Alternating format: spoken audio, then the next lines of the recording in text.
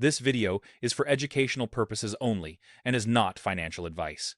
It's just a scrap of cotton linen blend, printed with green ink, and a portrait of a man who died 2 centuries ago. Yet, you'd happily trade it for a warm meal, a tank of gas, or a book that could change your perspective on life. As the flames lick the edges, curling the fibers into black, dancing ash, you aren't just watching paper burn. Picture those embers drifting upward, vanishing into the smoke. In that moment, the wealth it represented doesn't just disappear, it reveals its true nature. It is a shared collective hallucination that we have all agreed to participate in. We treat these pieces of paper and the digital numbers flickering on our bank apps as if they possess intrinsic power, like gold or land or a fresh loaf of bread. We live in a world governed by these invisible threads of trust. If the world suddenly stopped believing that a dollar was worth a dollar, the entire global economy would evaporate like mist in the morning sun. It's a fragile, fascinating, and deeply human invention. How did we transform from trading tangible goods like salt, shells, and cattle into pinning our entire survival on abstract concepts and electronic signals? It wasn't an accident, and it certainly wasn't an overnight shift. To understand why your paycheck carries the weight it does, we have to look past the surface of the paper and peer into the engine room of the global economy. Let's pull back that curtain and see what actually keeps this massive, invisible machine running. Imagine you're holding a $20 bill, but physically, it's just a scrap of cotton blend fiber with some green ink. The only reason that paper holds any power over your life is because you trust that the person behind the counter, the landlord, and the utility company all agree on its worth. It's a shared story we've all agreed to believe in. When that trust remains unshaken, the system feels as solid as a mountain. Yet, history is littered with the wreckage of currencies that vanished into thin air. Or more recently, nations where a lifetime of diligent saving evaporated in a matter of weeks. When the public begins to suspect that their money won't hold its value, the gears of the economy grind to a halt. Once that doubt goes viral, the stampede begins. In the blink of an eye, the social contract that binds us together frays. This fragility is why the entire global financial system is built on a foundation of perception. It's about the silent, invisible thread of confidence that connects every transaction you make. We tend to think of our bank balances as objective truths, as concrete as the ground beneath our feet. It's a precarious balancing act, keeping that collective belief alive. To find the answer, we have to move away from the paper itself and look at the invisible tether that anchors our money to reality. For centuries, humanity crossed this divide, using a bridge built from solid, gleaming gold. If you stood on that bridge, you knew exactly what held you up. This was the gold standard, a system where your currency was essentially a claim check for a vault full of bullion. You weren't trading paper, you were trading pieces of a physical mountain. It was rigid, unyielding, and ultimately too small to carry the weight of a modern, lightning-fast world. The bridge simply couldn't stretch far enough. We took a leap of faith.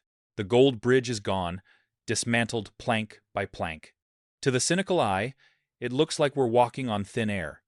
Yet, millions of people walk across this expanse every single second, moving billions of dollars in a heartbeat, never once looking down. We stopped relying on the earth to dictate our wealth and started relying on the collective architecture of our trust. When you hold a $20 bill today, you aren't holding a slice of a gold brick. You're holding a promise that the person at the grocery store, the gas station, and the bank all agree on the exact same value for that piece of paper. It's a collective hallucination we've all agreed to participate in, a bridge held up by the sheer, invisible force of our mutual confidence. If the entire structure relies on the strength of our belief rather than the weight of a precious metal, what happens when that faith begins to flicker? To answer that, we have to pull back the curtain on the institutions tasked with keeping the clouds from drifting away. If money is a promise, central banks are the architects who decide exactly how much of that promise should be circulating at any given moment. Think of the economy like a high-performance car hurtling down a highway.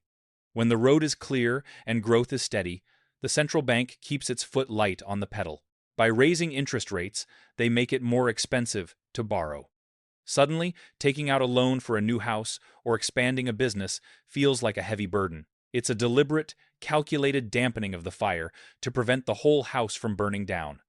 On the flip side, when the road ahead looks treacherous and the economy hits a pothole, they switch tactics. They want businesses to hire, families to spend, and the gears of industry to grind back into motion. In extreme cases, this is where the concept of printing money, or more accurately, digital expansion, comes into play. It sounds powerful, almost godlike, but it's a delicate balancing act. If they pump too much fuel into the engine, the currency loses its potency, leading to inflation where your money buys less than it did yesterday. They are constantly reading the tea leaves of unemployment data, consumer sentiment, and global trade, trying to find that narrow, golden path where the economy hums along without spinning out of control. Yet, even with these masters at the helm, the entire mechanism is tethered to something much more fickle than math or policy. We are part of a massive, unspoken pact. But as the dials turn and the money flows, we have to wonder, what happens when the people behind the wheel start to lose their grip on the steering? That unspoken pact is where the trap begins to snap shut. We treat cash like a solid, unmoving foundation, a mountain that stays put while the world shifts around it. In reality, your savings account isn't a mountain. It's an ice cube resting on a hot stove, and the burner has been left on high for decades. Think about the last time you walked into a grocery store. It hasn't vanished. But when you finally take it out to buy bread, milk, or a gallon of gas, you'll find that it has quietly lost its teeth. This isn't a glitch. It's a feature of the system. Inflation acts like a slow-motion tax on your patience, an invisible thief that prefers to take small, unnoticeable bites rather than the whole meal at once. We crave the stillness of cash because it feels safe. By choosing the safe route, you are actively choosing to lose.